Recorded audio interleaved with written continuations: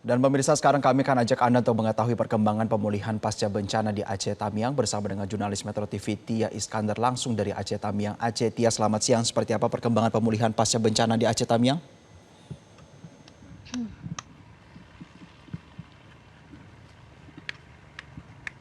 Ya, selamat siang Jose dan juga pemirsa. Saat ini 2 bulan pasca bencana banjir bandang dan juga tanah longsor yang terjadi di Kabupaten Aceh Tamiang, proses pemulihan masih terus dilakukan.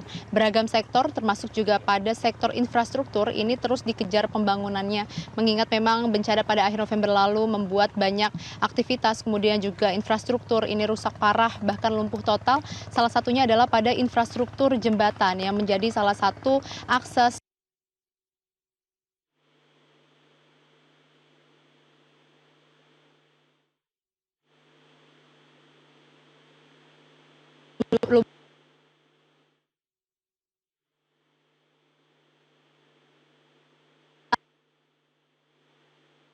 kamera Yanto akan menunjukkan situasi terkini di mana jembatan dengan panjang kurang lebih 240 meter yang menghubungkan dua desa, ini adalah Desa Lubuk dan juga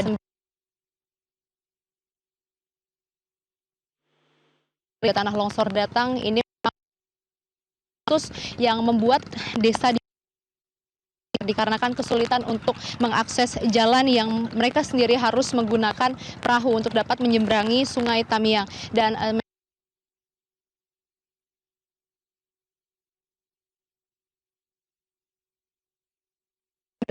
petugas ini sudah memasuki waktu istirahat, namun saat ini kami melihat dari petugas dan juga relawan ini masih terus bekerja keras bersama-sama untuk dapat mempercepat proses pembangunan. Dan untuk mengetahui lebih lanjut saat ini kami juga masih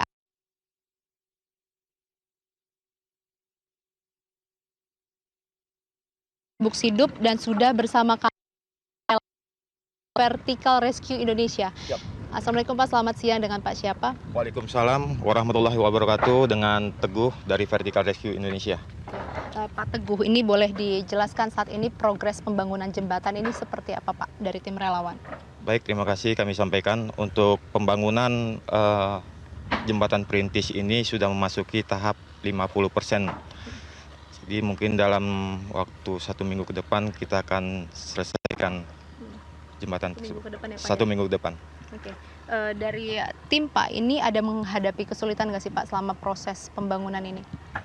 Pada umumnya dalam pembangunan ini kita dihadapkan dengan cuaca yang ekstrim di awal-awal kita mulai pembangunan. Itu ada hampir 2 minggu kita dihadapi dengan hujan terus-menerus hingga membuat proses pekerjaan agak sedikit terlambat. Terlambat ya. Kalau dari relawan Vertical Rescue sendiri Pak, ada berapa orang Pak yang ada di sini? Kita bergabung secara nasional ada 10 orang.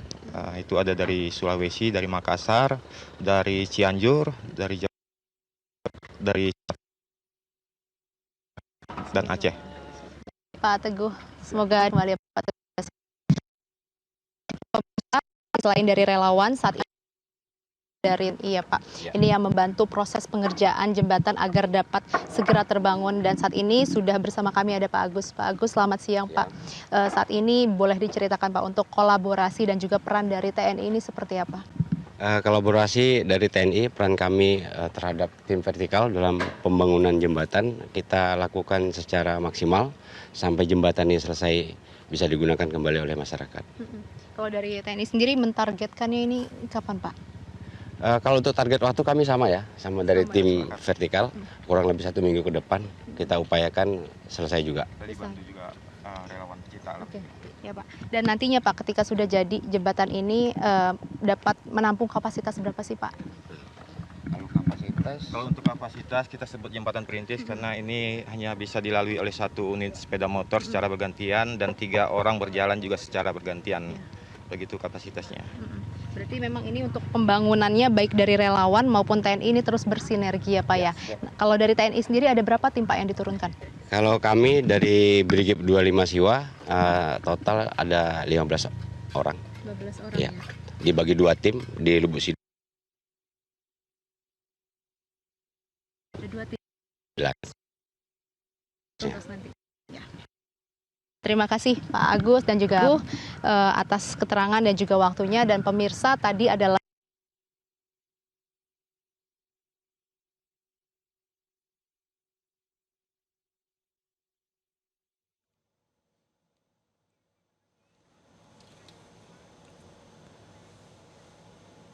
Jelajahi cara baru mendapatkan informasi. Download Metro TV Extend sekarang.